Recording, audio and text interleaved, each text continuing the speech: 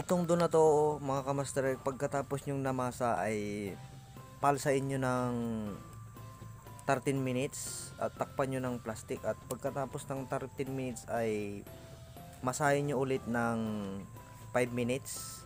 At kung tatanungin nyo kung gaano katagal ang pagmamasa ay depende yan sa inyo. Mas maganda kung mas matagal para mas lutong-luto yung masa nyo. At kapag napaulitin ko, kapag napaalsan nyo ng 13 minutes ay saka nyo ulit masahin ng 5 minutes. Pagkatapos ng 5 minutes ay pigurahin nyo na po siya at putulin nyo at lagyan nyo na rin ng toppings. At pagkatapos yun nalagyan ng toppings ay pwede nyo na pong palsain ulit ng 24 minutes. Then pagkatapos ng 24 minutes ay pwede na po nating isalang. Ang init po ng oven natin ay 150 Celsius. So makikita po natin, ipapakita ko yan mamaya. At sa taas po ay pwede na po yung 5 minutes. So makikita nyo naman kung pumula na siya, pwede nyo na po siyang itaas. Sa baba pala yun mga kamasa, sa baba 5 minutes po sa baba, din sa taas 13 minutes. So bala na po kayo, madali lang po yan. So makikita nyo naman kung may brown na siya o nagpula na siya ng konti, pwede nyo nang itaas.